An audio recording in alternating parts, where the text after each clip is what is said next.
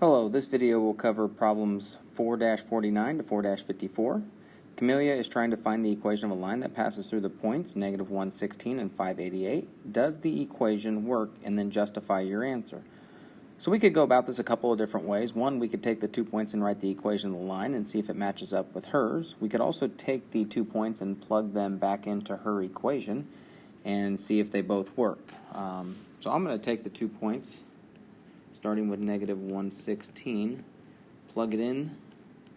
So instead of y, it'd be 16 equals 12 times negative 1 plus 28. If this point is part of the equation, then I should get 16 is equal to 16. So 12 times negative 1 is negative 12. Negative 12 plus 28 is positive 16. So therefore, it works for the first equation, or the first point works for the equation, but we also now have to check the second point, and that's 5, 88. So does this point satisfy the equation? 88 is equal to 12 times 5 plus 28. So 88 is equal to 12 times 5 would be 60. 60 plus 28 is 88. So once again, it does check. So therefore, Camellia is correct in that her equation is y equals 12x plus 28.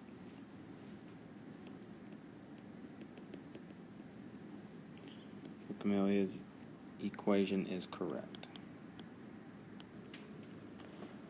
So I went ahead and did the second way that I was talking about, which is basically just doing the same work that most likely Camellia did, where she had the 2 points, found the slope by taking change of y over change of x, and then plugged that into y equals mx plus b with your slope in one of the points, and found b and then wrote the equation. So either one of those ways is perfectly fine. Number 50, the graph at the right contains the lines y equals x plus 2 and y equals 2x minus 1. A, using the graph, what is the solution to this system? So on part A, if we're looking for the solution, we're looking for the intersection. So the intersection happens right here, and it appears that that would be at x equals 3, 5. So that's the ordered pair that satisfies both lines. And then B, solve the system algebraically to confirm your answer. So we could solve this by using substitution or the equal value method. It's pretty much the same thing, but they're both equal to y, so these two things are the same, so we're going to set them equal to each other. X plus 2 is equal to 2x minus 1. We're going to solve for the x value. I'm going to subtract x from both sides to get 2 equals x minus 1 and then add 1. So that looks like x is equal to 3, which verifies what we have on the graph. And then to find y, I'm going to take x equals 3 and plug it back into one of my 2 equations. I'll plug it into the first one, y equals x plus 2. Plug 3 in. 3 plus 2 is equal to 5. So therefore, if we solve it algebraically, we get x equals 3 and y equals 5, and that matches up with the point that we see on the graph as well. Question 51, hot dogs and corn dogs were sold at last night's football game. Use the information below to write mathematical sentences to help you determine how many corn dogs were sold. So part A, the number of hot dogs sold was 3 fewer than twice the number of corn dogs. Write a mathematical sentence that relates the number of hot dogs and corn dogs, where we let H represent the number of hot dogs and C represent the number of corn dogs. So it's already using the let statement. It already has it set up for us, so we don't have to rewrite that. And we want to write a mathematical sentence that relates the number of hot dogs and corn dogs. So the number of hot dogs sold was, so the number of hot dogs is equivalent to 3 fewer than twice the number of corn dogs. So 3 fewer than twice the number of corn dogs. So twice the number of corn dogs, 2c, and then 3 fewer than that. So H is equal to 2c minus 3. Part B says a hot dog costs $3 and a corn dog costs $1.50. If $201 was collected, write a mathematical sentence to represent this information. So a hot dog costs $3, so that's 3 times H. A corn dog cost $1.50. Now a corn dog is $1.50 times the number of corn dogs, which we have represented as C. so $1.50 times C, is equal to $201 was collected. So there's our mathematical sentence. 3H plus $1.50, or 1.5 C, is equal to $201. And then on part C, it wants to know how many corn dogs were sold. Show how you found your answer. So we're going to have to use substitution. We will take this expression and replace the H value in the other equation with 2C minus 3. So that's 3 times, instead of H, we're going to use 2C minus 3. That way our equation only has one variable, and that will be C. So we'll distribute, combine our like terms, and so now we have, I'm going to add 9 to the other side, and combine the 2C, or the 6C and the 1.5, so that's 7.5 C is equal to 210, and then take that and divide by 7.5. So C is equal to 210 divided by 7.5. So C is equal to 28. How many corn dogs were sold? So we now know that 28 corn dogs were sold. Now it doesn't ask for how many hot dogs. We could find that out by plugging 28 back in for that C value. But the question only asks how many corn dogs, so we're going to stop there. Question 52, copy and complete each of the diamond problems below. The pattern used in the diamond problem is shown at the right. It's the same as it's always been, so we're just going to work through a couple of problems here. We have 1 on the top, so two things that multiply to give you 1. One of those numbers is 3/4. So this is the number that we're trying to find.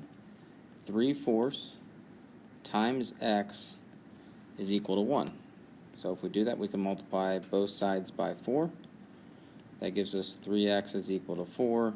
Divide by 3, x is equal to 4/3. Now, you might have been able to figure that out without showing that work, and that's perfectly fine. Just wanted to make sure if anyone is having trouble figuring out that value, you can do it algebraically. Also, 3/4, if you think about it, 3/4 times its reciprocal will always be 1. And then to get the number on the bottom, we have to add the two values together. So we have to take 3/4, do this below, 3/4 plus 4/3. So you can find a common denominator by multiplying by 3 to the numerator and the denominator on the first fraction, and 4 on the second fraction. So 9/12 plus 16/12 gives you 25/12. So this number in the bottom of the diamond will be 25/12. Alright, on B, we have the top and bottom, which we know we have two numbers that multiply to give you 6, but add to give you 5. So you just need to think about that. What two numbers multiply to give you 6, but add to give you 5? There's not very many factors of 6. You got 6 and 1, and 2 and 3. Both of those give you 6, but if I take 6 plus 1, that gives you 7, and if I take 2 plus 3, that gives you 5. So that one's done. It looks like it will be 2 and 3 for our diamond. Doesn't matter which side you write them on, 2 and 3.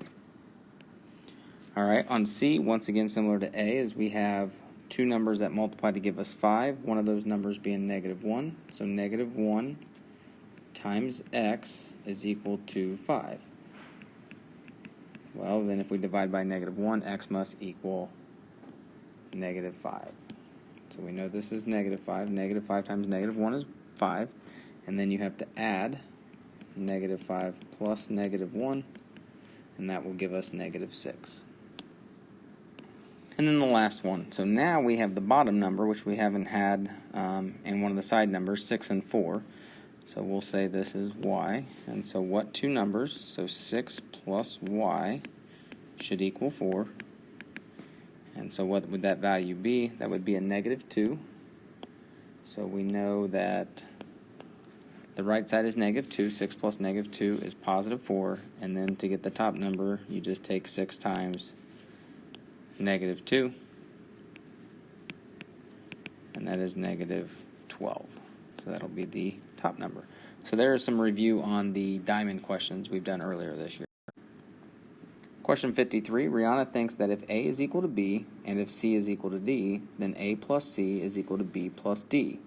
Is she correct? So read through that again. If A is equal to B and C is equal to D, then if you add C and D to A and B, is that going to be a true statement? So remember, these two things are equivalent. Okay, and A and B are equivalent. So here's the A and here's the B, but then these two numbers were added.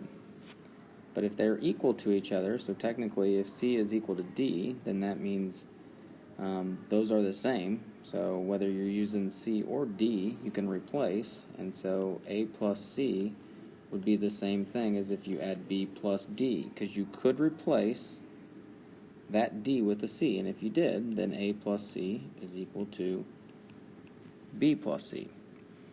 And then what about the A and the B? Well, the A and B are equivalent also. So if you wanted to replace this B, you could replace it with the value of A.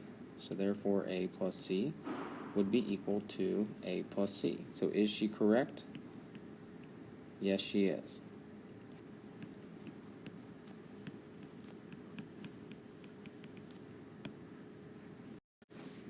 And the last one here, 54. Solve the following equations for x. If possible, check your solution. So once again, just practicing more solving equations. The first one, I'm going to distribute the negative sign or the opposite. So -2, and then that'll be plus a 3x. Plus x equals 9 minus x. Combine your like terms, -2 plus 4x. Get the variable on the same side, so I'm going to add x to both sides. Add 2 to both sides. 5x is equal to 11. Divide by 5, so x is equal to 11/5. And we could plug this back in to check our answers. It does say check. I'm not going to go through and check all these, but if you plug that back into the original equation, it will work out. All right, part B, we have 6 divided by x plus 2 is equal to 3/4. Now we talked about this one the other day where you could cross multiply if that's something you have learned. We also talked about it in terms of getting rid of your fraction. So I'm going to use that method. First thing I'm going to do is worry about getting rid of the 4. So I'm going to multiply the right side by 4 and the left side. So on the right side, or the left side, we'll get 24 over x plus 2 is equal to, these 4's will cancel, and that's just equal to 3. And then I can multiply the left side by x plus 2 and the right side by x plus 2. So it'll cancel on the left side and just leave you with 24 is equal to 3 times that quantity. And now that the denominators are gone, we can go ahead and distribute. Subtract the 6, so 18 is equal to 3x. Divide by 3, and x is equal to 6. And once again, you can plug that back into check and it will work out. C, we have 5 minus 2 times that quantity of x plus 6 is equal to 14. You're not going to take 5 minus 2 first. You have to distribute. You're going to have to multiply before you add and subtract. So that's 5 minus 2x minus 12 equals 14. Combine your like terms. So we have negative 2x minus 7 is equal to 14. Add 7 to both sides. Negative 2x is equal to 21. Divide by negative 2. X is equal to, you can leave it as negative 21 over 2, or if we change it to a decimal, be negative 10.5. Alright, and the last one, I'll do above here. So we have 1/2 x. I'm going to go ahead and combine my like terms. So that'll be 1/2 x minus 3 is equal to negative 3 minus 1/2 x. I'll add 1/2 x to both sides. Works out nice because then 1/2 plus 1/2 is just 1x, or just x. Then you can add 3 to both sides, and we will get 1x, or x is equal to negative 3 plus 3 is 0. So it looks like that is our final answer. And once again, we can plug that back in to check as well. And so that is it for this video on homework questions 49 to 54.